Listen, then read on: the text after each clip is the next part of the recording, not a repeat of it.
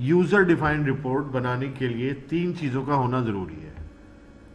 पहली चीज़ रो सेट आपको बनाना होगा, दूसरी चीज़ कॉलम सेट आपको बनाना होगा, ये दोनों कंपलसरी है। फिर इन दोनों को मिला के आपको रिपोर्ट सेट बनाना होगा। बाकी चीज़ें ऑप्शनल है जो कि हम इस सिनारियो में नहीं बनाएंगे। यूज़र डिफाइंड रिपोर्ट में अभी तक हमने सिर्फ एक कॉलम देखा और एक कॉलम में हमारे पास पूरा बैलेंस आ गया था। अब हम रिपोर्ट में जाएंगे, डिफाइन में जाएंगे और अपने कॉलम सेट को कॉल करेंगे जो हमने बनाया। कॉलम सेट में जाने के बाद यहाँ पे आप सर्च का बटन दबाएंगे और आपकी कॉलम सेट का नाम था प्रैक्टिस।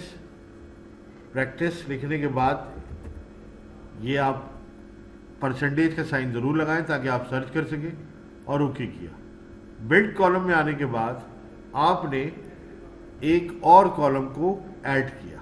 अब ये कॉलम आप देख रहे हैं, ये लिखा है इंक्रीज विड्थ, ये लिखा है आपके पास डिक्रीज विड्थ। कॉलम की विड्थ इंक्रीज डिक्रीज करने के लिए ये ऑप्शन है। यहाँ पे लिखा हुआ है ऐड कॉलम। हमने कॉलम को ऐड किया, हमारे पास दूसरा कॉलम आ गया।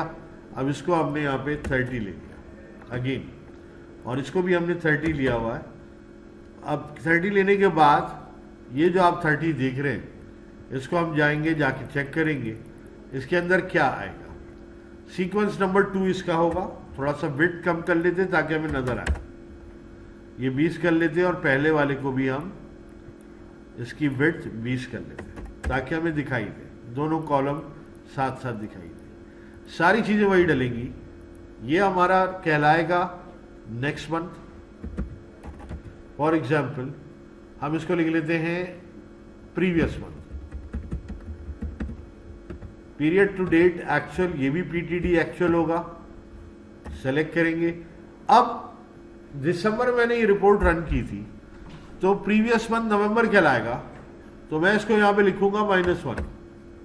-1 का मतलब ये है कि जिस महीने में मैं रिपोर्ट को रन करूंगा उस रिपोर्ट में से एक महीना अगर मैं माइनस कर दूं तो वो कॉलम के अंदर, उस कॉलम के अंदर उसके बैलेंसेज आ जाएंगे। यहाँ पे फॉर्मेट मास्क में दोबारा से लिखूंगा, जो फॉर्मेट मास्क यहाँ पे था इसको कॉपी करूंगा और पेस्ट कर दूंगा। ठीक है जी। विड्थ में दोबारा बढ़ा देता हूँ, 25 कर देता हूँ। इसकी भी 25 करने के बाद अप्लाई कर देता हूँ। क्लियर? अप्लाई करने के बाद इस रिपोर्ट को मैं दोबारा रन करूंगा, तो मैं जाऊंगा रिपोर्ट में, डबल क्लिक करने के बाद अपनी रिपोर्ट को मैं कॉल करूंगा। अपनी रिपोर्ट को कॉल करने के लिए मेरे पास प्रैक्टिस इनकम स्टेटमेंट के नाम से हमने रिपोर्ट बनाई थी। इसी को हम दोबारा रन कर देंगे रिपोर्ट को, और अब देखेंगे क्या चेंज आता है। इसी तरीके से अब नवंबर को भी चेंज करिएगा। अब हम जो रिपोर्ट लेंगे वो दिसंबर की है, जो 2007 की हमने पहले रन की थी। 2007 में रन करेंगे तो जो नेक्स्ट महीना हमने कॉलम खोला है कॉलम सेट में, उसके अंदर नवंबर का बैलेंस आ जाएगा। सबमिट का बटन दबाया, एक नई आईडी जनरेट हुई, और उसके बाद हम जाके उसी आईडी को चेक करेंगे। रिक्वेस्ट में जाके फाइंड का बटन दबाएंगे और थोड़ी सी देर इंतजार करेंगे।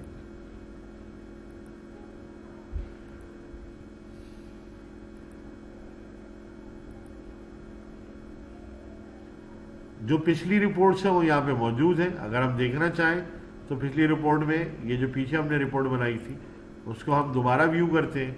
आप देख सकते हैं कि सिर्फ एक कॉलम आ रहा है। ठीक है जी। अब हम वापस जाते हैं, दूसरी रिपोर्ट भी इंशाल्लाह तैयार हो चुकी होगी। रिफ्रेश का बटन दबाया, व्यू किया आउटपुट।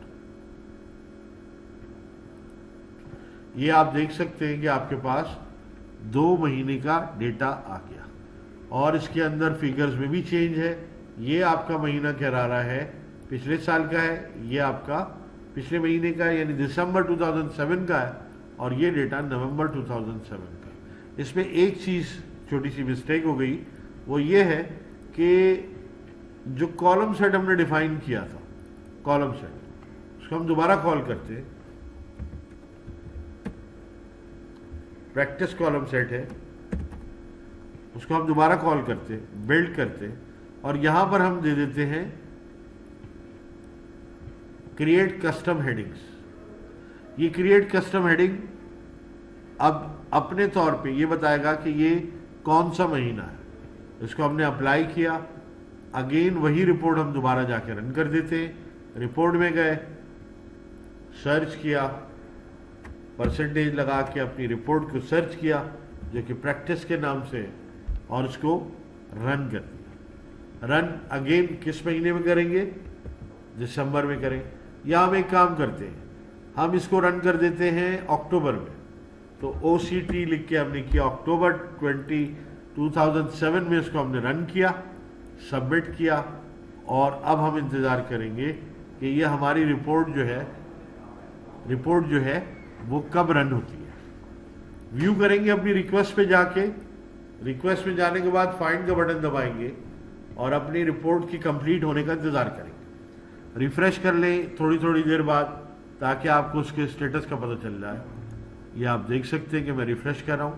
पिछली रिपोर्ट के अंदर एक इशू था कि हमें हेडिंग्स नज़र नहीं आ रही थी, किस महीने का ये डेटा, ये तो दिखाई नहीं दे रहा। करंट मंथ दिसंबर तो दिखाई दे रहा था, बस इतना दिखाई दे रहा था। लेकिन हमें अब जो रिपोर्ट दिखाई देगी उसको हम देखेंगे कि क्या दिखाता है। व्यू किया हमने आउटपुट, और अब आप देख सकते हैं इसमें लिखा है पीरियड टू डेट एक्चुअल अक्टूबर का महीना, पीरियड टू डेट एक्चुअल सितंबर का महीना। आई होप अब आपको रिपोर्ट बनाना आसान हो चुका होगा।